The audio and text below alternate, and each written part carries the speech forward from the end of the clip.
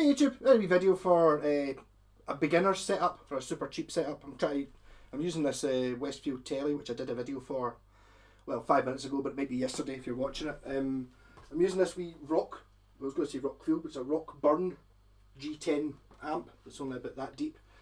Just to see if I can get away with using a really cheap amp. The going rate for these sort of things, I think you see them all the time in Gumtree and stuff like that for about 10 or 15 quid, and it's like, I think with something like that, I don't know if you really want it as your only amp, but see if you've got a pal coming over and you're trying to jam, you know, the two guitars, and you just need something to make you a bit louder. Great. I've been many parties and stuff playing through amps like this that sound, you know, you work with what you're given, sort of thing. So here we go. We've got treble bass, a distortion button, and a volume. The volume's at 2. Neck pickup. If you want to compare this to the £400 amp, look at the last video. Just wondering if I can actually play anything on it.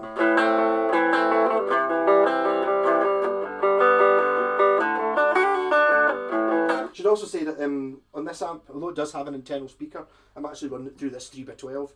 So 3 12-inch speakers in a massive thing is obviously going to sound better than whatever's in that, which is, I don't know, maybe a 4-inch speaker or something like that. It's not the same thing. Neck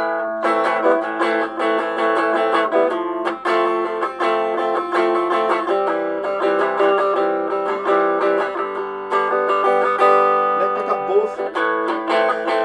Don't really seem to make much difference when you change the pickup on this guitar. Bridge.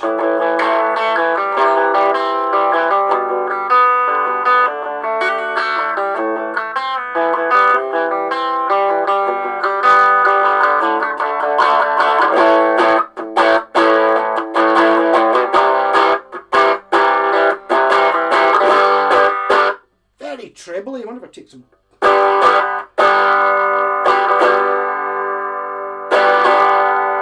some of the treble off, maybe.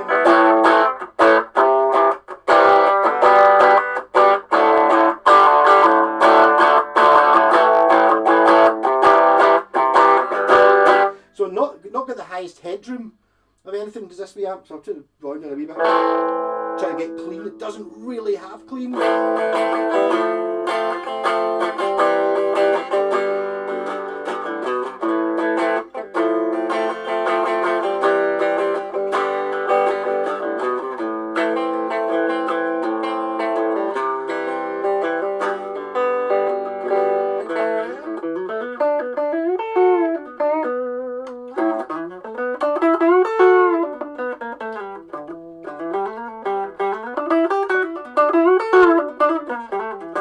I would actually say the amp sounds better when you're playing lead than it does playing chords. Sounds alright. A little trebly.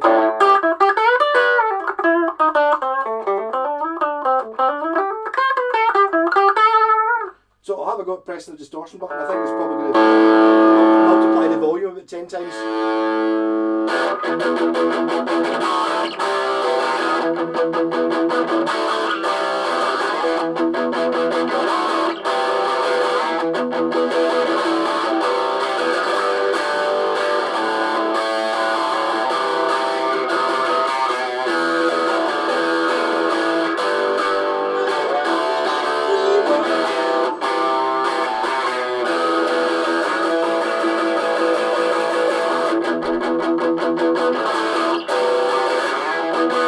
That song kind of works quite well. Nice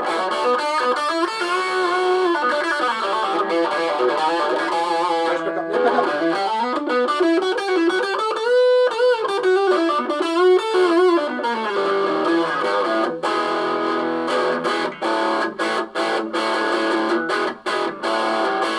And this one, you get a lot of noise coming from it.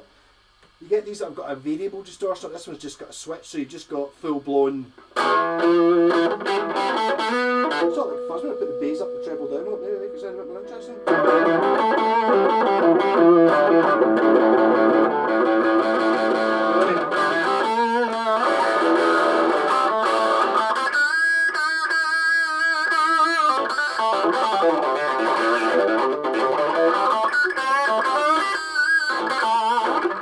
Other thing I want to check.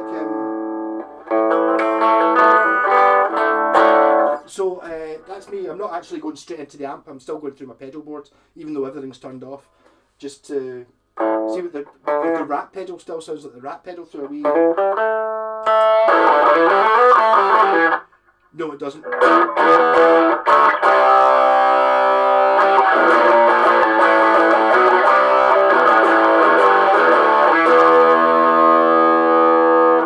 All these things, they kind of have me reaching for the tone controls, you know, looking to try and EQ shape them. One of the reasons I like the Softtech and this amp is you just kind of have all the knobs at 12 o'clock, apart from volume, and everything sounds amazing. Once you start getting a sort of not so good stuff, it's really treble. I don't know if that mic's picking it up, but it's an almost painful treble. I can actually hear my ears ringing playing it.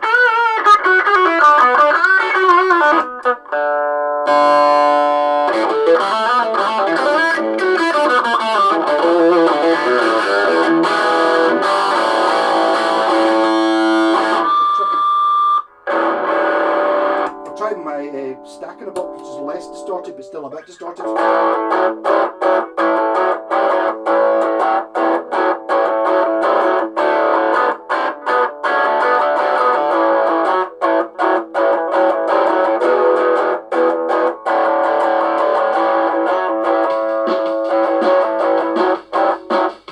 Wow, the drums sound pure turbo as well. Amazing.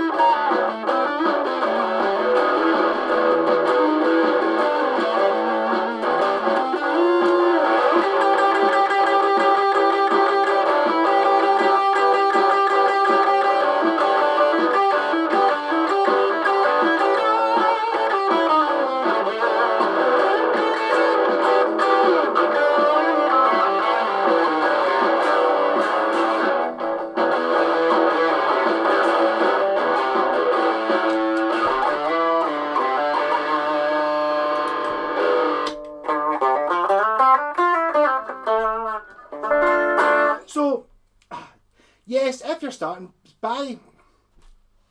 The most important thing is a decent guitar. Really, it doesn't really matter what you plug into. If you've got a, when I say decent guitar, I don't mean, you know, an Epiphone or a Gibson or a Fender. I just mean a guitar that actually works. So Westfield, whatever other makes, kicking about Chinese ones. I don't think it's really worthwhile buying pedals, because they're not really going to improve the sound, because this amp sounds the same regardless of what pedals you stick into it.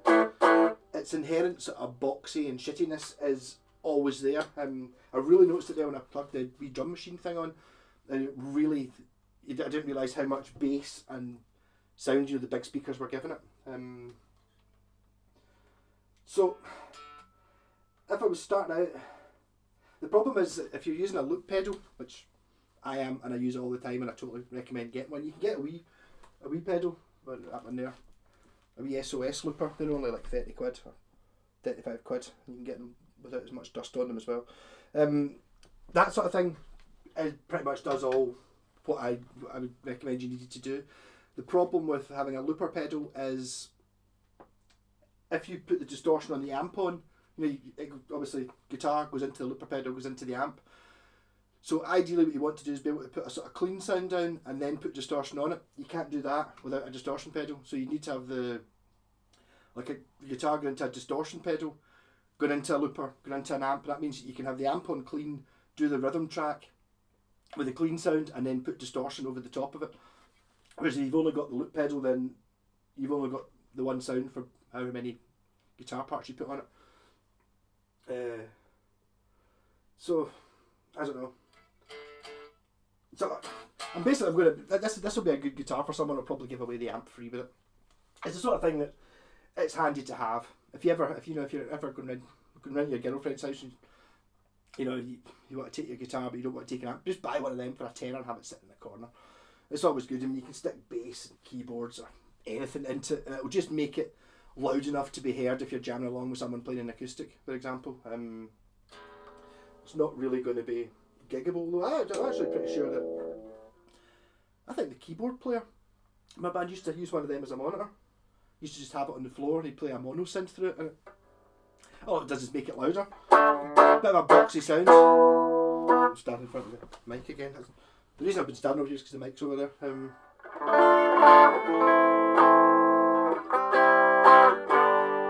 But it definitely shouldn't be a significant hindrance to your learning playing through an amp that it works.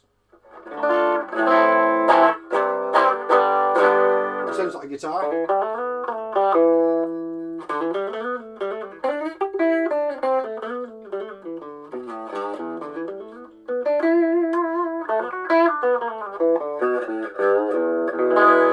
I don't think you get the same variance in sound between the pickups and what you do with the controls. These wee amps kind of sound like that. So obviously you can tame the treble a bit and try changing pickup selections. But when pickup selections, when I'm playing through the wee Laney, makes a huge difference. You know, they sound really different if you're in the bridge pickup than the neck pickup. Whereas in this, it's less of a difference. But yeah, so another 13 minutes of talking rubbish. I'm loving this telly though. I think I just love all tellies. Something about the fact that tellies are designed to be the cheapest and most workhorsey guitars, so they just somehow work fantastically. I mean, I would gig this no problem. There'd be a wee bit of brand snobbery there because it says Westfield on it and everyone knows they're cheap. So once it's got an Iron Brew sticker on it and it's painted silly, it's going to play as good and sound as good as any other one. So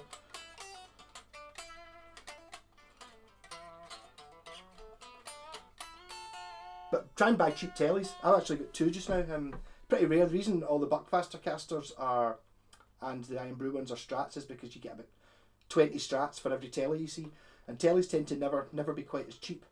You know, it's pretty. This is the first telly for like 50 quid I've seen. Well, this year anyway, but because of lockdown. But for ages, you just don't tend to see cheap Telecasters. Maybe just because they're not as popular, or people quite like them. You know, it's quite handy. You don't really want to have a cheapy Strat sitting in your collection with your Gibson Les Paul and your whatever else you've got. Whereas a wee cheapy telly is just you can use that for rhythm guitar or if we're playing any country stuff.